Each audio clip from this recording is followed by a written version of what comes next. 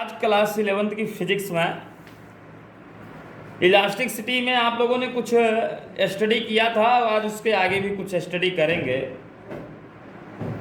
हम लोगों ने विकृत के बारे में अध्ययन किया था और आज हम लोग उसके आगे चलते हैं, वो पढ़ते हैं। तो उसके आगे का जो टर्म है वो है बेटा हुक का नियम। क्या है? हुक का नियम। हुक का नियम। हुक का नियम क्या है? रॉबर्ट हुक, इनका पूरा नाम क्या है? Robert Hooke. हुक ने पहले इन्होंने कहा जैसे इन्होंने कहा प्रत्यास्थता सीमा के भीतर, इन्होंने एक स्टेटमेंट दिया, प्रत्यास्थता सीमा के भीतर या लघु विकृतियों के लिए, या लघु विकृतियों के लिए इन्होंने कहा क्या कि प्रत्यास्थता सीमा के भीतर या लघु विकृतियों के लिए किसी वस्तु में उत्पन्न प्रतिबल तथा उसके संगत उत्पन्न विकृत, उन्होंने कहा कि जब किसी वस्तु में उत्पन्न प्रतिबल उसके संगत उत्पन्न विकृत के अनुक्रमानुपाती होता है। ये जो प्रतिबल होता है ये होता है विकृत के अनुक्रमानुपाती।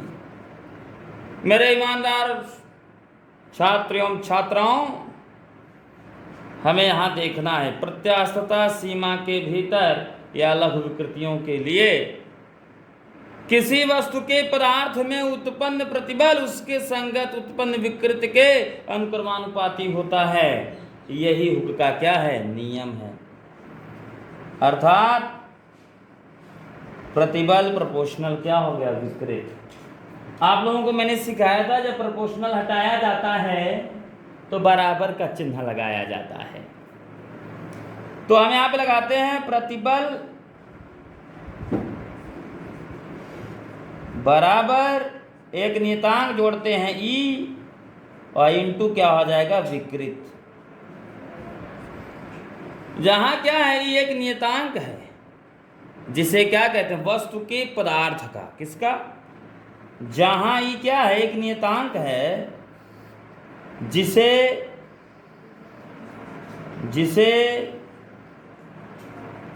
वस्तु के पदार्थ का, जिसे वस्तु के पदार्थ का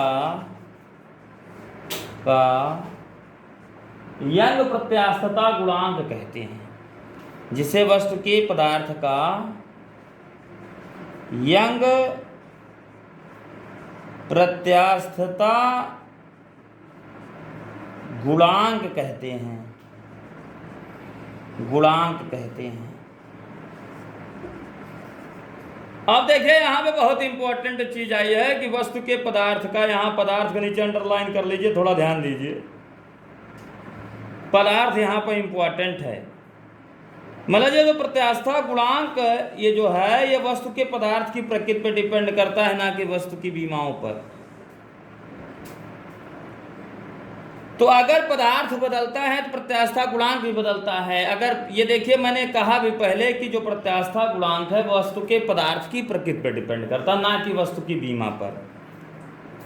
तो हम लोग इधर आते हैं, इसको व्यवस्थित करते हैं। तो प्रतिबल अपॉन विकृत इक्वल टू लिख सकते हैं कांस्टेंट, या लिख सकते हैं कैपिटल ए। हमें मालूम हो गया जो प्रतिबल है और विकृत का अनुपात जो है, हाँ बच्चों तो ध्यान दीजिए, प्रतिबल और विकृत का जो अनुपात है वो सदैव क्या है? नियतांक है। तो सबसे जरूरी इंपॉर्टेंट बात क्या आई? प्रत्यास्थता सीमा के भीतर या लघु विकृतियों के लिए किसी वस्तु के पदार्थ में उत्पन्न प्रतिबल एवं उसके संगत उत्पन्न विकृत का अनुपात सदैव नियत होता है, जिसे हुक का नियम कहते हैं। ये जो प्रत्यास्थता गुणांक है, ये प्रत्यास्थता गुणांक जिस पदार्थ का प्रत्यास्थता गुणांक ज़्यादा होगा वह पदार्थ उतना ही अधिक प्रत्यास्थ माना जाता है। This is a important point, note कर लीजिएगा। आगे चलते हैं, इसके आपके लिए एक मजेदार पॉइंट देखिए। इसके आगे हम लोग नोट करते हैं कि मैंने आपको बताया जो प्रतिबल है और विकृत का जो अनुपात है वह एक नियतांक है, उस नियतांक का क्या नाम? प्रत्यास्थता गुणांक E। अगर हम इनके बीच ग्राफ खींचे, प्रतिबल और विकृत के बीच, किनके बीच? प्रतिबल और विकृत के बीच अगर हम ग्राफ खींचें, ये हो गया बेटा विकृत और ये क्या हो गया? प्रतिबल। ये हो गया प्रतिबल। अगर इनके बीच ग्राफ खींचा जाए तो एक सरल रेखा प्राप्त होती है। प्रतिबल और विकृत के बीच जो खींचा गया ग्राफ है वो प्रत्यास्थता गुणांक को शो करता है। अगर प्रतिबल और विकृत के बीच खींचा गया ग्राफ एक सरल रेखा प्राप्त होती है तो वह हुक के नियम का क्या करता है? पालन करता है। प्रतिबल और विकृत के बीच खींचा गया ग्राफ एक सरल रेखा आता है जो हुक के नियम का क्या करता है मेरे बच्चों? ये हुक के नियम का पालन करता है। अगर प्रतिबल और विकृत के बीच खींचा गया ग्राफ सरल रेखा ना ऐसे आ जाए, कर्व टाइप आ जाए, तो ये हुक के नियम का पालन नहीं करेगा। अगर यू टाइप का आ जाए तभी हुक के नियम का पालन नहीं करेगा। अगर प्रतिबल और विकृत के बीच खींचा गया ग्राफ सरल रेखा प्राप्त होती है तो वह हुक के नियम का क्या करता है? पालन करता है। आइए इसके आगे समझते हैं प्रत्यास्थता गुणांक की परिभाषा। हुक का नियम हमें क्या बताता है? Question mark. हुक का नियम हमें क्या बताता है? हुक का नियम हमें प्रत्यास्थता गुणांक की परिभाषा को बताता है। अगर कहीं ऑप्शन में मिलेगा तो जरूर बता दीजिएगा। हुक का नियम किस सीमा के अंतर्गत लागू होता है? वह प्रत्यास्थता सीमा के भीतर लागू होता है। आइए ध्यान दीजिए। अब हम जानते हैं प्रत्यास्थता गुणांक की, देखिए प्रत्यास्थता गुणांक की परिभाषा पहले जान लें। प्रत्यास्थता गुणांक की परिभाषा बेटा हम लोग एक डायलॉग हमेशा याद रखेंगे, एक स्टेटमेंट। प्रत्यास्थता सीमा के भीतर या लघु विकृतियों के लिए, प्रत्यास्थता सीमा के भीतर या लघु विकृतियों के लिए आप देखिए प्रत्यास्थता गुणांक की बराबर क्या होता है? प्रतिबल बटा विकृत, प्रतिबल बटा विकृत। तो आप लोग कैसे परिभाषा देंगे? प्रतिबल और विकृत का अनुपात होगा और जो जिसके बराबर होगा प्रत्यास्थता गुणांक के। तो पहले मैंने आपको बताया कि स्टेटमेंट लगाना होगा। प्रत्यास्थता सीमा के भीतर या लघु विकृतियों के लिए किसी वस्तु के पदार्थ में उत्पन्न प्रतिबल एवं उसके संगत उत्पन्न विकृति के अनुपात को उस वस्तु के पदार्थ का यंग प्रत्यास्थता गुणांक कहते हैं। चलिए प्रत्यास्थता गुणांक बराबर प्रतिबल बटा विकृत। अब आता है मात्रक। प्रत्यास्थता गुणांक का मात्रक बताना है। प्रत्यास्थता गुणांक का मात्रक क्या होगा? विकृत का कोई मात्रक नहीं होता, प्रतिबल का मात्रक होता है। प्रतिबल का मात्रक होता है न्यूटन प्रति मीटर स्क्वायर, या इसको कह सकते हैं पास्कल। तो प्रत्यास्थता गुणांक का मात्रक क्या होता है? न्यूटन प्रति मीटर स्क्वायर।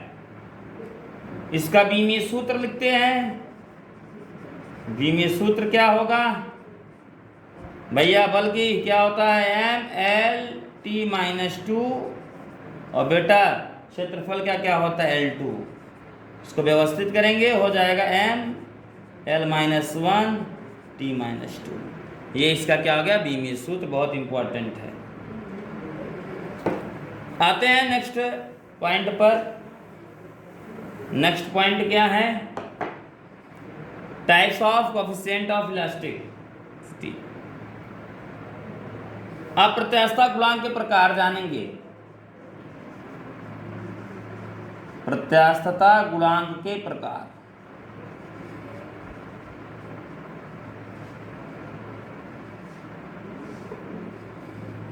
प्रत्यास्थता गुणांक के प्रकार क्या है? इंपॉर्टेंट। देखिए, किसी वस्तु